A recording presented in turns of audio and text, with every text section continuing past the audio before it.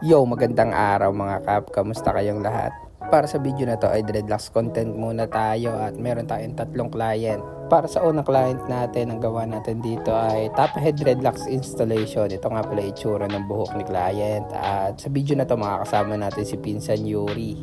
Itong first session natin ay home service at ito'y naganap sa Antipolo del Sur. Ang kliyente natin dito ay si Boss Cabs. So promote ko na lang din dito yung business ni client. Bale siya yung nagmamay-ari ng Cabs Vapor Emporium located to sa Antipolo del Sur, Lipa City. At yun, meron din yata silang Facebook page, check nyo na lang. Marami silang tinda dito, iba't ibang klase ng vape. At yun, mayroon din sila tinitinda dito mga merch, mga Kunduroy shirts. At yun, kung trip nyo yung mga ganitong klase ng shirt ay umiscore na lang kayo dito kay boss. Sobrang naging smooth lang yung transaction namin dito ni client kasi nung umpisa ay braids lang yung gusto niyang ipagawa. Pero yung ganitong kasing length ay hindi ko na niriris yung sarili ko. Kumbaga hindi kasi ako nasasatisfy sa nagiging resulta. Kaya naman sinadjust ko kay client na baka gusto niya subukan ang dreadlocks at madali naman siya kausap. So ito na nga yung naging resulta ng gawa natin kay boss. Sa mga nagtatanong po, at least 3 inches po para makabitan natin ng dreadlock extensions. So sa mga client, kung hindi man natin kayang i-braids yung mga buhok nyo, baka pwede natin subukan yung dreadlocks kasi mas gamay ko to, mas kaya natin mag-extensions dito. At pagtapos ng session natin kay Boss Cabs ay diretso na kami ni Yuri sa night market. Bale kami nito sa mga oras na to ay food trip muna ni Yuri. Tamang food trip lang kami dito ni Yuri bago umuwi. At yan, bihira ko na lang kasi makasama to si Yuri sa mga session kasi meron din siyang sarili niyang side hustle. Pero yun, supportan lang din tayo kay Yuri. So dito naman tayo sa next client natin sa video na to. Siya ay second client natin at another dreadlock session na naman yung gagawin natin dito. Para dito naman sa second client natin sa video na to, ang gawa natin dito ay top head dreadlocks lang din to with gray tips. Sa mga oras na yan ay waiting na lang tayo sa client na dumating. At ito na nga pala itsura ng buhok ni client bago natin gawa ng dreadlocks.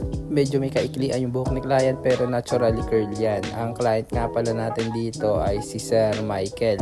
Nung nakita kami ni Sir Michael, ang first word talaga niya ay sa wakas ay natuloy rin. Kasi kung hindi nyo na itatanong mga kap, since 2021 yung first time na nag-inquire to si client. Hindi kami natuloy noong 2021. Then next na inquire niya sa atin last 2024 na halos yung pricing natin ay nagdoble na. Ganun kasi talaga mga kap, sa pagdaan ng taon nag-upskill tayo, nag-i-invest tayo sa skills, sa knowledge, sa experience. Tapos syempre yung mga bilihin din natin dito sa bansa natin hindi rin naman siya bumababa, pataas din siya ng pataas. So wala talaga tayong ibang way kundi magtaas ng price. Sa ganun paraan kasi tayo makakasabay kasi kung makikipagpababaan ako ng price sa ibang artist, siguro wala na ako ngayon, tigil na ako sa business na to.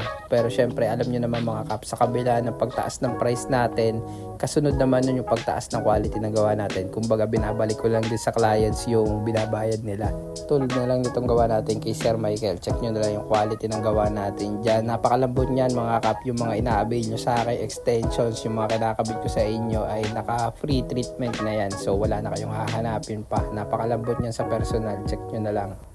Third client naman natin dito sa video na to, siya nga pala si Cap Eric at ito isa sa mga solid supporter talaga natin, hindi lang online pati sa personal, talagang pumupunta siya sa atin randomly para magpagawa ng dreadlocks. Sa katunayan, nag-walk-in lang siya sa atin nung araw na to. Actually tulog pa ako nung araw na yan, tinawag lang ako ni Yuri kasi may client daw ako sa labas, pero wala naman talaga naka-schedule yun. Pero syempre sobrang blessed ko pa rin, thankful pa rin ako dito kay Cap Eric kasi nung panahon na to wala talaga naka-schedule. Anyway mga Kap, maiba tayo. Ini-invite ko nga pala kayo sa gaganaping Dreadman Festival this 2026 na gaganapin sa March 13 to 15 sa Paque, Laguna. Magkakaroon po tayo dyan braids and dreadlocks competition, dreadlocks seminar at maraming artists yung magpe-perform. So yun, huwag nyo nang palampasin yun mga kap. Ini-invite ko kayo, magkita-kita tayo dyan. At para naman sa mga clients na nagtatanong kung magko-compete ba tayo sa festival, ang sagot ko po ay hindi mga kap. Sa mga nakaraan kasing Dreadman Festival, lagi tayo sumasali sa mga competition. Pero this year, gusto ko muna siyang ma-enjoy bilang attendee lang. Kumbaga, gusto ko sumali, umattend na wala akong iniisip, walang pressure sa part ko. Kasi syempre, na-experience ko na rin naman sumali bilang competitor. So this time, gusto kong maging audience lang naman. Pero syempre, suporta rin tayo sa lahat ng mga magko-compete dyan. Sigurado naman lahat kayo ay deserving So yun, balik tayo dito kay client. Ito na yung resulta ng gawa nating dreadlocks repair kay Cap Eric. No extensions nga pala to, pure natural hair niya yung dreadlocks niya. At sa mga interested clients dyan, located lang ako sa Lipa City, Batangas. Open for home service kahit saan.